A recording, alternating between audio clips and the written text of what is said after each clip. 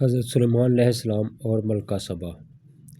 بہت قدیم زمانے کی بات ہے، اللہ تعالیٰ نے حضرت سلیمان علیہ السلام کو ایسی عظیم بادشاہت عطا فرمائی تھی جس کی مثال دنیا میں کم ہی ملتی ہے۔ آپ علیہ السلام نہ صرف ایک جلیل القدر نبی تھے بلکہ ایک عظیم حکمران بھی تھے۔ اللہ تعالیٰ نے آپ علیہ السلام کو ایسی خاص نعمتیں عطا فرمائی تھیں کہ آپ علیہ السلام پرندوں کی بولی سمجھتے تھے۔ جنات اور انسانوں کے لشکر آپ علیہ السلام کے حکم سے کام کرتے تھے، اور ہوا بھی اللہ کے حکم سے آپ علیہ السلام کے لیے مسخر تھی۔ ایک دن حضرت سلیمان علیہ السلام اپنے لشکر کا جائزہ لے رہے تھے۔ انسانوں، جنات اور پرندوں کے لشکر اپنی اپنی جگہ موجود تھے۔ اچانک آپ علیہ السلام نے محسوس کیا کہ ہدہد نامی ایک پرندہ موجود نہیں ہے۔ حضرت سلیمان علیہ السلام نے فرمایا کہ آخر ہدہد کہاں ہے؟ اگر وہ بغیر کسی مناسب وجہ کے غیر حاضر ہوا تو اسے اس کی سزا دی جائے گی، مگر اگر وہ کوئی واضح اور درست وجہ لے کر آیا تو اس کی بات سنی جائے گی۔ کچھ ہی دیر بعد ہدہد واپس آیا۔ اس نے حضرت سلیمان علیہ السلام سے عرض کیا کہ میں ایسی خبر لے کر آیا ہوں جس کے بارے میں شاید آپ علیہ السلام کو ابھی علم نہیں۔ میں سبا کے علاقے سے آیا ہوں۔ وہاں ایک عورت لوگوں پر حکومت کرتی ہے۔ اسے بہت بڑی سلطنت حاصل ہے اور اس کے پاس ہر قسم کی دولت اور سامان موجود ہے، مگر افسوس کہ وہ اور اس کی قوم اللہ تعالیٰ کو چھوڑ کر سورج کو سجدہ کرتے ہیں۔ شیطان نے ان کے اعمال کو ان کے لیے خوبصورت بنا دیا ہے اور انہیں سیدھے راستے سے روک رکھا ہے۔ حضرت سلیمان علیہ السلام نے ہدہد کی بات غور سے سنی۔ آپ علیہ السلام نے فوراً اس خبر کو بلا تحقیق قبول نہیں کیا، بلکہ فرمایا کہ ہم دیکھیں گے کہ تم نے سچ کہا ہے یا تم جھوٹ بولنے والوں میں سے ہو۔ پھر حضرت سلیمان علیہ السلام نے ملکہ سبا کے نام ایک خط لکھا اور ہدہد کے ذریعے اسے روانہ کیا۔ جب ہدہد سبا پہنچا تو اس نے وہ خط ملکہ کے سامنے ڈال دیا۔ ملکہ نے خط کھولا تو اس میں لکھا تھا کہ یہ خط سلیمان کی طرف سے ہے، اللہ کے نام سے جو نہایت مہربان، بہت رحم فرمانے والا ہے۔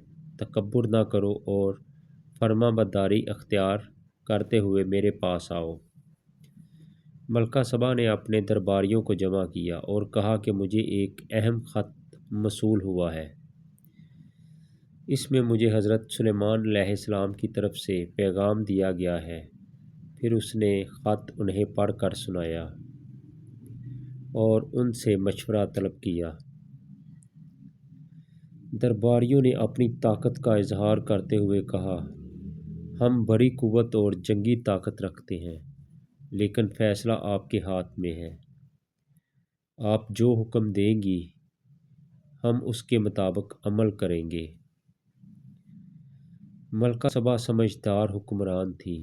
وہ جانتی تھی کہ جنگ شروع کرنا آسان ہے لیکن اس کے نتائج بہت خطرناک ہو سکتے ہیں۔ اس نے کہا کہ جب بادشاہ کسی بستی میں داخل ہوتے ہیں تو اسے تباہ کر دیتے ہیں اور وہاں کے عزت دار لوگوں کو ذلیل کر دیتے ہیں۔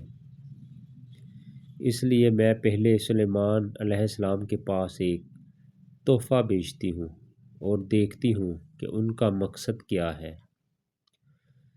ملکہ نے حضرت سلیمان علیہ السلام کے پاس قیمتی تحائف بھیجے۔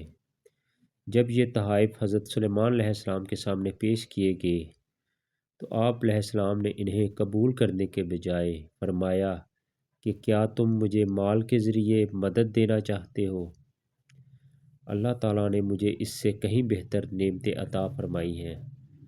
تم اپنے تحفے کے ساتھ واپس جاؤ۔ ہم ایسی طاقت رکھتے ہیں کہ اگر تم نے حق کو قبول کرنے سے انکار کیا تو ہم تمہارے مقابلے میں آ سکتے ہیں۔ جب ملکہ سبا کو حضرت سلیمان علیہ السلام کا جواب ملا تو اسے اندازہ ہو گیا کہ معاملہ عام بادشاہوں جیسا نہیں۔ حضرت سلیمان علیہ السلام دولت یا دنیاوی طاقت کے خواہش مند نہیں تھے، بلکہ وہ اپنی قوم کو اللہ تعالیٰ کی طرف بلانا چاہتے تھے۔ ملکہ سبا نے حضرت سلیمان علیہ السلام کے پاس جانے کا فیصلہ کیا۔ ادھر حضرت سلیمان علیہ السلام نے اپنے درباریوں سے فرمایا کہ کون ہے جو ملکہ کے پہنچنے سے پہلے اس کا تخت میرے پاس لے آئے۔ ایک طاقتور جن نے کہا کہ میں آپ کے اپنی مجلس سے اٹھنے سے پہلے اسے لے آؤں گا، لیکن ایک ایسے شخص نے جس کے پاس اللہ کی عطا کردہ خاص علم تھا کہ میں اسے آپ کی نگاہ پلٹنے سے پہلے آپ کے پاس لے آتا ہوں۔ چنانچہ پلک جھپکنے سے پہلے ملکہ سبا کا عظیم تخت حضرت سلیمان علیہ السلام کے سامنے موجود تھا۔ حضرت سلیمان علیہ السلام نے یہ دیکھ کر اپنی طاقت پر فخر نہیں کیا، بلکہ فرمایا کہ یہ میرے رب کا فضل ہے تاکہ وہ مجھے آزمائے کہ میں شکر کرتا ہوں یا ناشکری۔ پھر حضرت سلیمان علیہ السلام نے حکم دیا کہ ملکہ کے تخت میں کچھ تبدیلی کر دی جائے تاکہ دیکھا جائے کہ جب ملکہ آئے گی تو کیا وہ اسے پہچان پائے گی۔ جب ملکہ سبا حضرت سلیمان علیہ السلام کے محل میں پہنچی تو اس سے پوچھا گیا کہ کیا تمہارا تخت ایسا ہی ہے؟ اس نے غور سے دیکھا اور کہا کہ لگتا تو یہی ہے۔ اس موقع پر اسے اندازہ ہونے لگا کہ حضرت سلیمان علیہ السلام کی بادشاہت معمولی بادشاہت نہیں بلکہ اللہ تعالیٰ کی قدرت کی ایک نشانی ہے۔ پھر ملکہ کو ایک ایسے محل میں داخل ہونے کے لیے کہا گیا جس کا فرش شیشے کا تھا۔ ملکہ نے اسے پانی سمجھا اور اپنے کپڑے سمیٹ لیے۔ حضرت سلیمان علیہ السلام نے وضاحت فرمائی کہ یہ پانی نہیں بلکہ شیشے کا فرش ہے۔ اس وقت ملکہ پر حقیقت مزید واضح ہو گئی کہ اللہ تعالیٰ نے حضرت سلیمان علیہ السلام کو ایسی نشانیاں عطا فرمائی ہیں جن کا مقابلہ دنیاوی طاقت سے نہیں کیا جا سکتا۔ آخر کار ملکہ سبا نے اپنی سابقہ غلطی کو پہچان لیا۔ اس نے اللہ تعالیٰ کے سامنے جھک کر کہا کہ اے میرے رب، میں نے اپنے آپ پر ظلم کیا اور اب میں سلیمان علیہ السلام کے ساتھ اللہ تمام جہانوں کے رب کے سامنے فرما برداری اختیار کرتی ہوں۔ یہ واقعہ ہمیں بتاتا ہے کہ اصل کامیابی دولت، تخت، محل اور طاقت میں نہیں بلکہ اللہ تعالیٰ کو پہچاننے اور اس کے سامنے جھکنے میں ہے۔ حضرت سلیمان علیہ السلام کے پاس بے مثال سلطنت تھی، مگر انہوں نے کبھی اپنی طاقت کو اپنی ذات کا کمال نہیں سمجھا۔ جب تخت ان کے سامنے پلک جھپکنے سے پہلے حاضر ہوا تو بھی انہوں نے کہا کہ یہ میرے رب کا فضل ہے۔ اس واقعے میں ملکہ سبا کے کردار سے بھی ایک اہم سبق ملتا ہے۔ وہ طاقتور حکمران تھی مگر اس نے ضد اور تکبر کے بجائے غور و فکر کیا، مشورہ کیا، حقیقت کو پہچانا اور جب حق واضح ہوا تو اسے قبول کر لیا۔ یہی ایک عقل مند انسان کی نشانی ہے کہ وہ اپنی غلطی سامنے آنے پر اسے ماننے سے نہ گھبرائے۔